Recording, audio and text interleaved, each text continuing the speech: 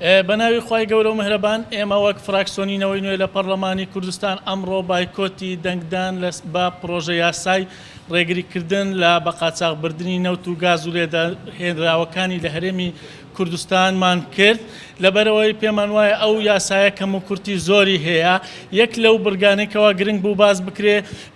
باسی ئەوە نەکرابوو بە قاچاغبردننی نەوت لە ڕێگای بۆڕیەوە ئێمە پێمان وایە لە هەرێمی کوردستان جگە لەوەی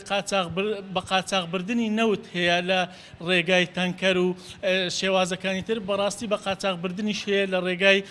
بۆڕیەوە چونکە تا ئێستا داهاتی نەوت لە هەرێمی کوردستان ناشەفافە دیار نییە و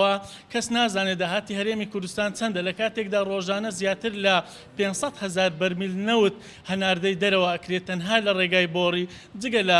ڕێگاکانی ترکە ئەگەر هەر بەرمیلێک بە $50 لێکی بدەوە داهاتەکەی تقریبان دەکاتە زیاتر لە 900 ملیار دینار کە ماگانە خۆی موچەی سەرجەم فەرمانبەرانی هەرێمی کوردستان 881 ملیارەکەوە تا ئەگەر تەنها داهاتی نەوت جگە